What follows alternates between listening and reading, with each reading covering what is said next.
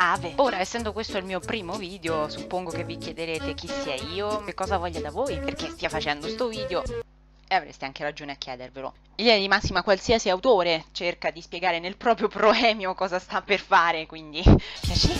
Il mio nome non è così importante, poiché la mia missione trascende simili quisquili da mortali. Sono un insegnante di latino. Se mi chiedete se sono un tantino frustrata, la risposta è sì, e non dipende tanto dal fatto che non trovo lavoro, ci ho messo anni a studiarlo. No. In realtà la cosa che mi frustra più di ogni altra cosa è che gli studenti credono che il latino sia inutile. Ora, sebbene ovviamente studiare il latino non abbia conseguenze professionali immediate come studiare meccanica, vi posso assicurare che c'è un'enorme incidenza della traduzione latina, soprattutto della lingua latina, del saper tradurre il latino, sulla vostra capacità di problem solving.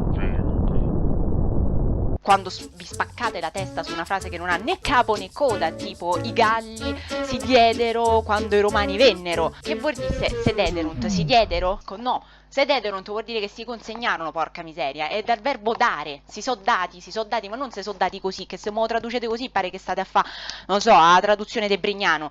No, vuol dire, se so consegnati. Ecco, quando vi spaccate la testa su cose del genere, voi state cercando di acuire la vostra capacità di problem solving.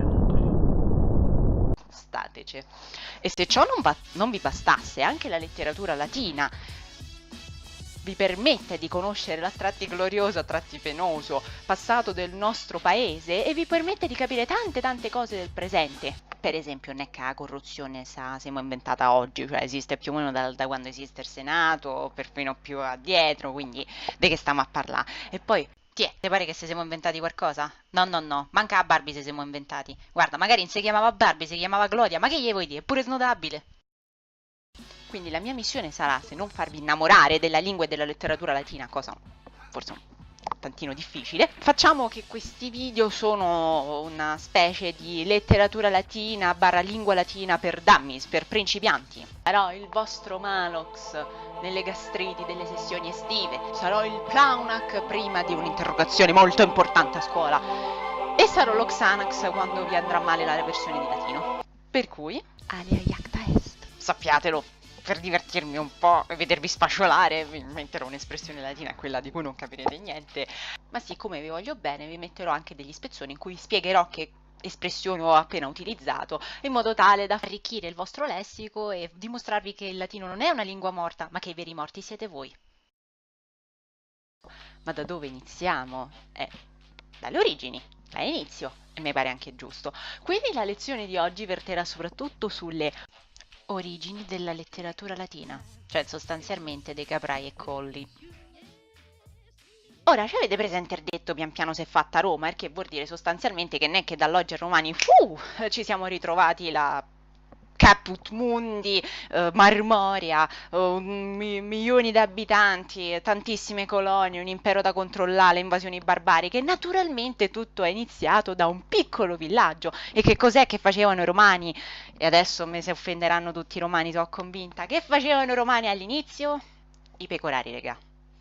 I pecorari, stamoci, eravamo burini pure noi una volta, quindi stiamo tutti calmi, Fate un grosso respiro, tutti voi cittadini di Roma, che dite sempre, oh mio Dio, fuori dal raccordo, allora sei burino. Beh, ecco, calmi, perché ora eravamo pure noi, magari qualche millennio fa, per carità di Dio. Sostanzialmente c'erano 4 insediamenti, Campidoglio, Esquilino, Quirinale e Palatino, che con l'agricoltura e l'allevamento riuscivano a sostentarsi, anche perché le anse del Tevere erano particolarmente fertili, il Tevere era molto comodo per eventuali commerci, ergo abbiamo iniziato come pecorari su 4 colli dei 7. Ora voi dovete sapere che pian piano che i 4 colli si sono espansi, sono entrati in rotta di collisione l'uno con l'altro. Chi è che ha avuto la meglio di tutti questi? Sostanzialmente chi c'era sul Palatino, cioè i latini, sono riusciti ad inglobare e a soggettare tutti gli altri colli. In effetti, però, la fondazione vera e propria di Roma non si fa risalire a questi periodi di primissimi insediamenti, bensì già all'VIII secolo. La data ufficiale che abbiamo ce la tramanda Tito Livio e gli studiosi l'hanno presa come data convenzionale della nascita di Roma, ma non è detto che sia arrivato Romolo dal nulla e abbia fondato la città così, a muzzo dal nulla. Se abbiamo davanti a noi questi 4 colli costituiti da villaggi di pastori che pian piano si stanno espandendo, abbiamo a che fare comunque con una comunità che è ai primordi della propria storia. Questi lavorano la terra, hanno degli allevamenti, cercano di scongiurare i pericoli e le trappole della natura perché sono molto soggetti alla natura e ai fenomeni che non possono controllare. Gli antichi romani quindi facevano dei riti propiziatori per accattivarsi la benevolenza di entità benefiche e allontanare le entità malefiche. Ora, ci avete presente quanto è superstizioso un romano? Considerate che quelli dell'antica Roma lo erano di più. I romani, pur di scacciar via la iella, improvvisavano dei testi, componevano delle canzoni, delle cantilene, delle filastrocche. A questo aggiungevano un ritmo sempre uguale e il linguaggio era molto espressivo, a tratti perfino colorito. Cioè, considerate che c'erano alcuni componimenti che somigliavano molto al freestyle di oggi. Questa forma a metà tra la parola e il canto diede vita ai Carmina. I Carmina erano appunto questo insieme di testi di natura rituale, erano molto formalizzati e collegabili a cerimonie che erano più o meno ufficiali. In alcune occasioni erano proprio i sacerdoti a cantarsela e suonarsela, tipo col Carmen Saliare del Collegio Sacerdotale dei Sali. Io non so se sapete la storia delle pietre cadute dal cielo, insomma, la faccio breve. Allora, il Collegio dei Sali era un collegio di 12 sacerdoti che era stato istituito durante il regno del Numa Pompilio. E voi dovete sapere che durante il regno del Numa Pompilio era caduta una roccia dal cielo, chi lo sa, qualcuno ipotizza che fosse un meteorite. Ora, secondo la leggenda, sarebbe piovuto dal cielo proprio in occasione di un'epidemia che sarebbe cessata proprio dopo tale prodigio. Questa pietra fu detta ancile, ossia scudo. Numa Pompilio aveva fatto questo collegio sacerdotale e gli aveva ingrigato di fare altri 11 scudi uguali. E questi, una volta all'anno, sostanzialmente facevano una processione con questi scudi, tutti messi di uno di seguito all'altro, e saltavano, danzavano e intonavano sti Carmina. Bongede, bongede, bongede, bongede. Da qui la nascita del Carmen Saliare, dal verbo salio che vuol dire danzare e saltare. Il Carmen Saliare faceva parte dei Carmina religiosi, ma esistevano veramente tanti tipi di Carmina. I Carmina sostanzialmente erano dei canti, delle nenie che venivano intonate in determinate situazioni, in determinati contesti rituali, in particolari momenti di celebrazione. Dovete immaginare sostanzialmente che c'era un Carmina per ogni occasione. C'erano i Carmina Convivalia, i Carmina Trionfalia e i Carmina per le lamentazioni funebri. Ora, mo' v'ho spiegato che erano i Carmina religiosi e rituali. Che caspita sono i Carmina Convivalia? Ci avete presente il banchetto romano? Ecco, riprendendo l'habitus greco del simposio, i romani organizzavano i banchetti, che non erano solo un modo per sfornarsi di cibo, ma anche un'occasione in cui parlare di questioni politiche, sociali, filosofiche, storiche. E che succedeva quindi? A una certa, nei banchetti dell'epoca antica, i romani attaccavano a cantare e tessevano le lodi degli uomini illustri del passato. È molto probabile che con sti Carmina Convivalia si siano formate le leggende e origini di Roma. Infatti celebravano gesta epiche, eroiche. A un certo punto della serata arrivava pure l'orgia, quindi insomma, immaginate quanto i romani approvassero una cosa del genere. Magari arriva pure quel punto da serata, però non era solamente questo il banchetto. Ora, attraverso i banchetti si cercava anche di tirare acqua al proprio mulino, ossia alla propria famiglia. Spesso e volentieri i Carmina Convivalia si declinano come una sorta di elogio. E chi è che veniva elogiato? Ma naturalmente l'antenato. La lode degli uomini illustri si trova anche in un altro tipo di produzione di cui abbiamo notizia in questo periodo delle origini, ossia i lamenti funebri o nenie. Durante la celebrazione religiosa si cercava di comporre un Carmina che ricordasse le sue belle gesta e insomma decantassero le lodi di chi era morto. Naturalmente questa era una cosa che si usava per i ricchi e per i nobili. Ora la cosa che preferisco, i Carmina Trionfalia.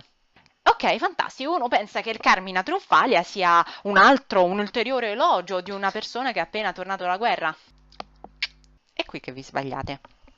Voi dovete pensare che da bravi superstiziosi romani antichi cercavano di scongiurare anche l'invidia degli dei. Quindi che cos'è che succedeva durante i Carmina Trionfali e i trionfi? Il Carmina Trionfalia in realtà era un canto, una nenia intonata dai soldati che spesso e volentieri motteggiava il comandante. Perché doveva motteggiare il comandante? Perché, screditando in un certo senso il generale, cercavano di salvarlo dalla invidia degli dei. Insomma, te stavano pure a fare un favore se te insultavano. Ergo, sono nati così i Carmina Triunfalia. Per il carattere improvvisato e spesso licenzioso possono essere avvicinati a un'altra forma di canto che sono i fescennini, e i fescennini proprio papale papale sono le rap battle dell'antichità, sono proprio le rap battle dell'antichità e li faremo molto presto perché sono la nascita del teatro sostanzialmente. Quindi voi dovete pensare a sti Carmina Triunfalia come una cosa prettamente volgare, che se voi andate a leggerli vi è pure da ridere, perché pensate sto matto desordato che gli va a dire al generale. Comunque noi questa cosa che insultiamo chi ha avuto una bella idea, ha fatto una cosa veramente figa, ce l'abbiamo ancora a Roma, eh? Cioè, tipo, come Brignano dice in uno sketch, se uno arriva, oh guarda la mia moto nuova, non è che noi diciamo mazza bella, bravo, no, noi gli diciamo mortacci tua, ed è bello prolungato e si colorisce ulteriormente se è particolarmente bella e siamo particolarmente contenti. E perché lo famo? Perché così nessuno invidia questo tizio e gli auguriamo buona fortuna. Guarda che tutto nasce da lì, se siamo inventati niente, manco il mortacci tua. E abbiamo una primissima letteratura latina che conosciamo solamente perché ce l'hanno tramandata altri autori successivi, che è collocata in un periodo in cui l'orale è molto più presente dello scritto e l'alfabetizzazione è riservata a cerchie ristrettissime della popolazione. Quindi c'è una grossa importanza della memoria ed ecco perché nei Carmina abbiamo di solito delle formule sempre uguali, perché insomma, parliamoci chiaro, imparare a memoria una cosa sempre uguale si fa molto prima. E effettivamente l'introduzione della scrittura si fa risalire addirittura al VI secolo a.C. Indovinate un po' chi ci ha aiutato a raggiungere questo grande traguardo? Gli Etruschi. Voi dovete sapere che la relazione con gli Etruschi è stata sempre un po' di amore ed odio con i Romani, perché noi abbiamo avuto 7 re nel periodo monarchico. I primi 4 erano romani di Roma, chiamiamoli così, romani di Roma. Gli ultimi 3 erano etruschi, il che vuol dire che a un certo punto è subentrata una bella dominazione etrusca. Però, siccome la dominazione etrusca, l'introduzione dell'alfabeto, l'espansionismo romano meritano un capitolo a parte, io direi che per oggi se potremo fermare qua che c'è già tanta carne al fuoco. La puntata è ufficialmente finita qui, sicuramente ho molti margini di miglioramento, questo poco ma sicuro. In primis mi scuso veramente tanto per la pessima qualità audio e video che vi proporrò, ma d'altronde i mezzi sono questi, ho una cuffia al collo, a gamma dei cinesi qua davanti, insomma non è che si veda, si senta bene, però spero che il succo arrivi bello chiaro e forte. Insomma, mi scuso anche degli innumerevoli tagli derivanti dal fatto che io soffro di ansia da palcoscenico, quindi ogni 2x3 faccio Mi scuso anche per tutte le volte in cui dico sostanzialmente, praticamente, mente. Spero onestamente di migliorare parecchio nei prossimi video, invece no, la professionalità qua, guarda, ho preso il volo, Se avete qualche suggerimento scrivetemelo qua sotto e ci vediamo alla prossima. Valete!